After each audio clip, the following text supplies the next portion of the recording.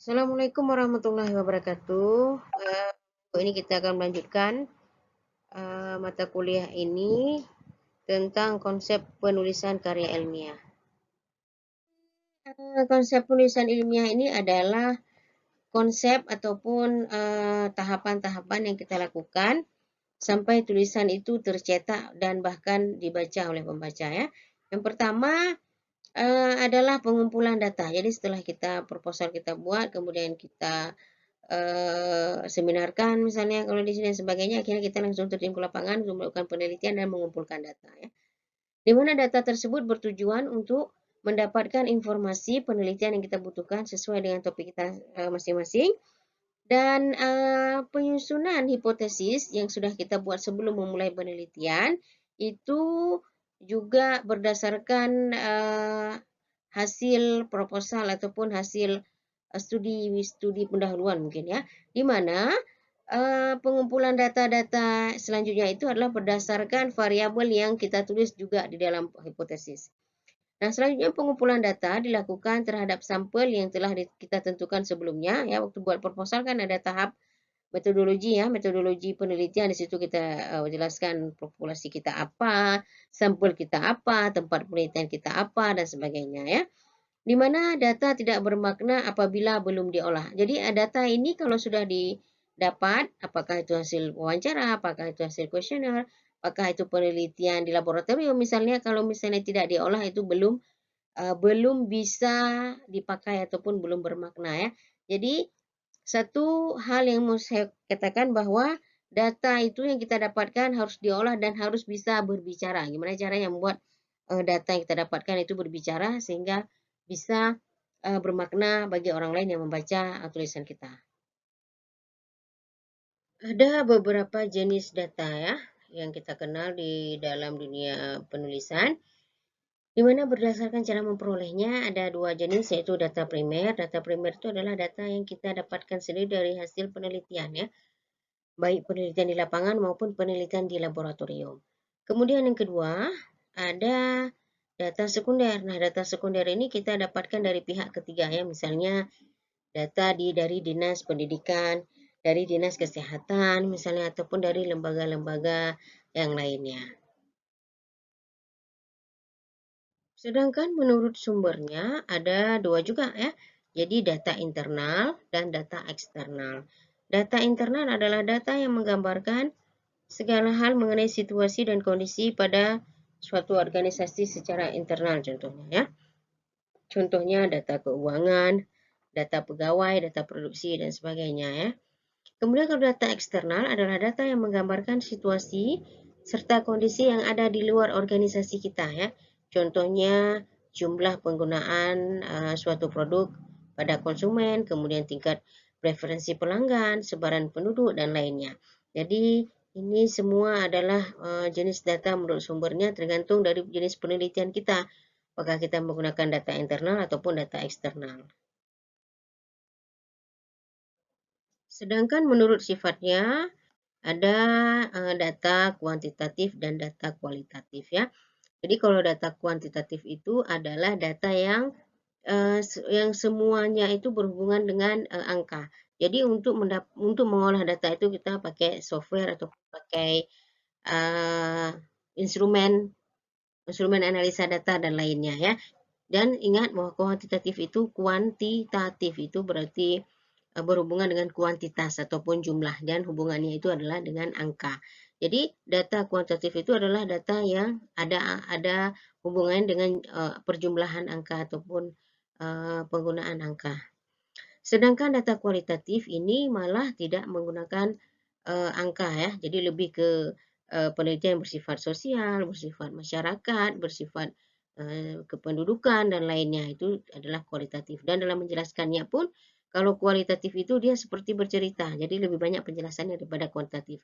Karena kuantitatif itu hanya penjelasannya itu berdasarkan hasil analisa data yang angka-angka tadi. Itu saja yang bisa dijelaskan. Tapi sedangkan kualitatif ini adalah penelitian yang sangat luas yang bisa dijelaskan. Kemudian kalau menurut waktu pengumpulannya, yang pertama cross-sectional ataupun insidentil. Nah, dalam mengambil data cross-sectional ataupun insidentil ini adalah data yang di lapangan apa yang didapat. Apa yang didapat duluan ataupun apa yang ditemukan itu yang diambil. Sedangkan yang kedua adalah data berkala ataupun time series. Data ini dia berkala, artinya misalnya datanya diambil bulan ini, bulan depan diambil lagi, bulan depannya lagi diambil lagi. Contohnya seperti penelitian tentang iklim ya. Jadi iklim itu kan berubah misalnya dari tahun ke tahun. Berarti tahun ini datanya seperti ini, tahun depan datanya seperti ini. Jadi data berkala ini lebih lama dan lebih banyak. Selanjutnya adalah pembuatan konsep, di mana yang dimaksud dengan pembuatan konsep ini adalah konsep ataupun kerangka-kerangka menulis ya. Jadi menulis adalah bagian yang tidak terpisahkan dari dunia akademisi ya. Mau tidak mau kita yang cenderung ataupun terjun di dunia akademisi baik mahasiswa ataupun dosen harus rajin menulis. Kemudian banyak karya ilmiah yang harus ditulis sebagai bagian dari proses belajar mengajar.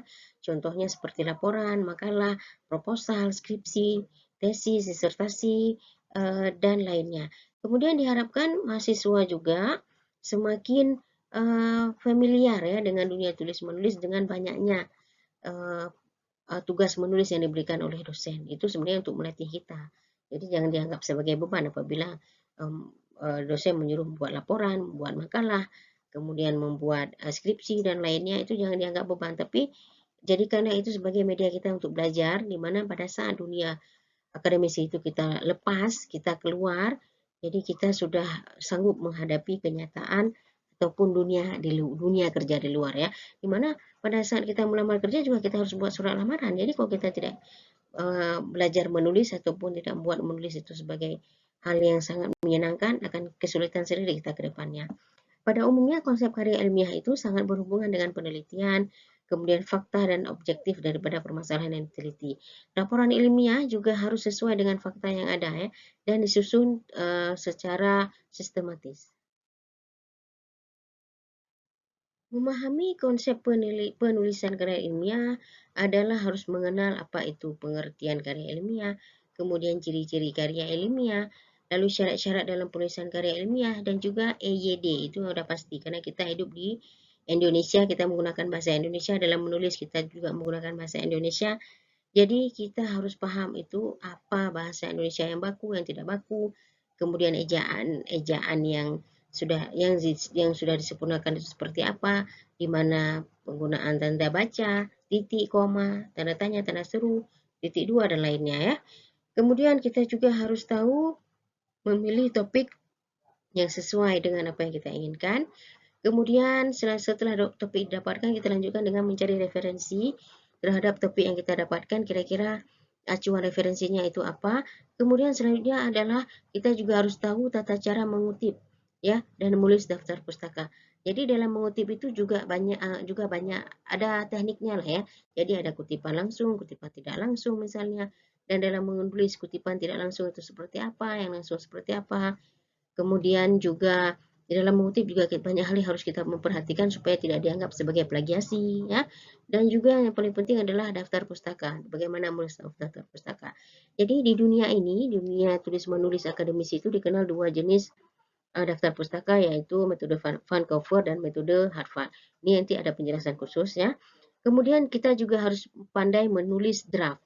Draft apa yang kita tulis di bab 1, apa yang akan kita tulis di bab 2, apa yang akan kita tulis di bab 3 sampai kesimpulan. Bagian penting lainnya adalah penyuntingan ya.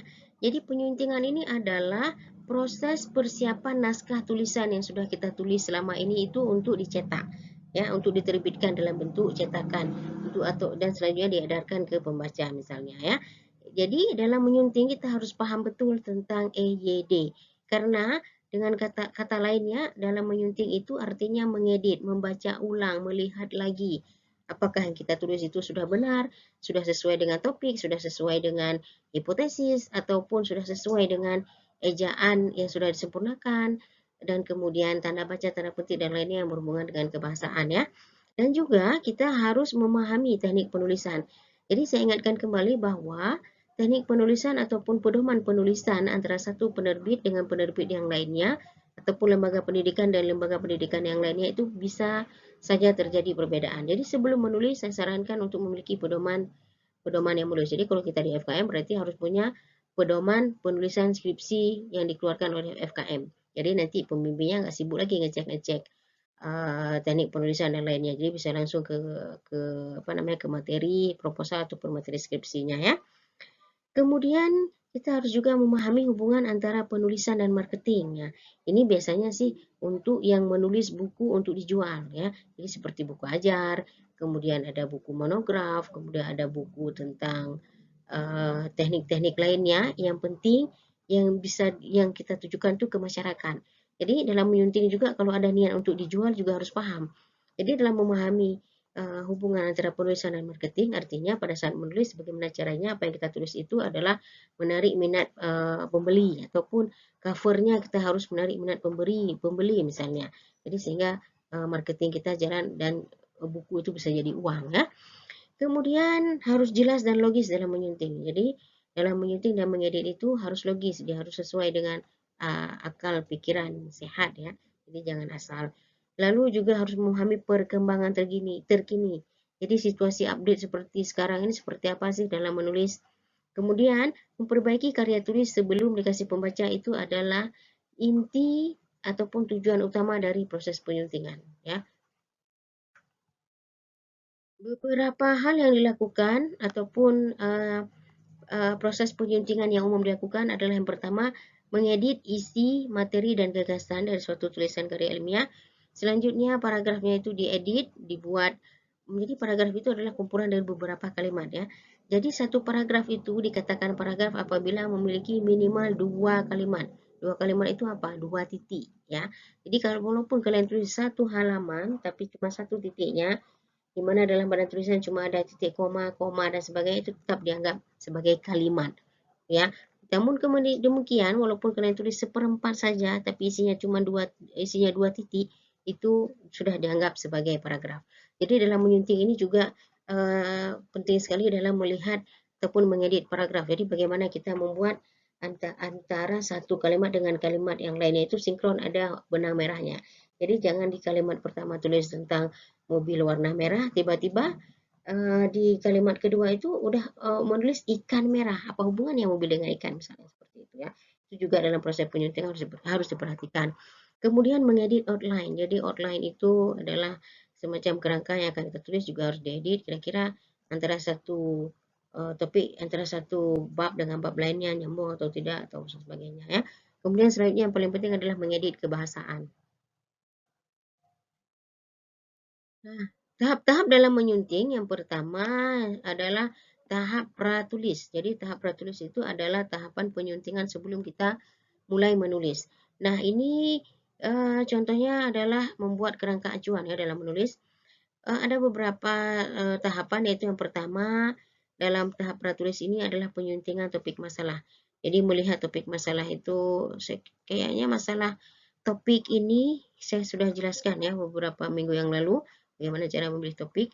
Kemudian yang kedua adalah penyuntingan data. Nah, penyuntingan data ini adalah juga data yang akan kita pakai itu harus juga disesuaikan dengan topiknya. Kira-kira mau pakai data primer, data sekunder, ataupun yang lainnya. Di mana hal ini akan menjadi referensi untuk menulis kita selanjutnya. Tahapan selanjutnya adalah penyuntingan isi, di mana dalam penyuntingan isi ini kita membaca kembali tulisan kita, kemudian kita mengecek penulisan dari segi paragraf, isi, dan kebahasaannya. Aspek-aspek yang dilakukan ataupun disunting yang pertama adalah memeriksa ejaan, kemudian ejaan yang disempurnakan ya, ataupun bahasa yang sesuai, kemudian pemeriksaan diksi. Diksi itu adalah pemilihan kata. Jadi pemilihan kata yang tepat untuk kesehatan misalnya itu apa. Kemudian pemeriksaan kalimat, kira-kira kalimatnya itu sinkron atau tidak dengan topiknya dan lainnya. Kemudian selanjutnya adalah pemeriksaan pada paragraf. Nah, selanjutnya adalah penyuntingan pengorganisasian karya ilmiah. Jadi ini adalah tahap akhir dalam proses penyuntingan ya. Jadi dalam proses penyuntingan ini kita memeriksa kembali kulit cover yang kita pakai itu sudah sesuai dengan enggak dengan lembaga pendidikan yang ingin kita terbitkan, ataupun dengan penerbitnya, ataupun dengan kampusnya, kira-kira cocok enggak warna covernya dan sebagainya. Kemudian di cover ada tulisan judulnya atau tidak ya. Jadi step-step dalam menulis cover juga berbeda di antara satu lembaga dengan lembaga yang lain ya. Kemudian pemeriksaan daftar isi apakah sesuai dengan halaman. Jadi kadang-kadang kita udah tulis daftar isi halaman 5, ternyata pada kenyataannya itu halaman 10 misalnya. Itu juga harus diperiksa lagi. Kemudian selanjutnya memeriksakan daftar pustaka. Apakah semua daftar pustaka yang kita citasi dalam padan tulisan itu ada di daftar pustaka? Dan kemudian untuk mengecek juga cara penulisan daftar pustakanya itu udah betul atau belum?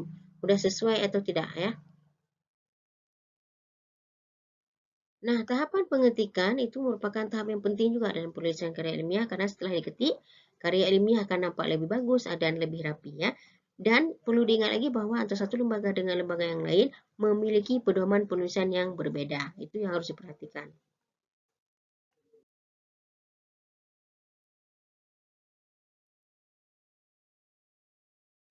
Baik, untuk konsep penulisan karya ilmiah kita akhiri ya. Kalau ada pertanyaan saya persilahkan dan tolong tugas itu yang kemarin saya suruh ya, tolong dilanjutkan ya, bagaimana langsung ke pendahuluan. Jadi tulis latar belakang, kemudian permasalahan, kemudian kalau ada hipotesis tulis hipotesis, tujuannya, manfaatnya. Ya, saya akhiri. Assalamualaikum warahmatullahi wabarakatuh.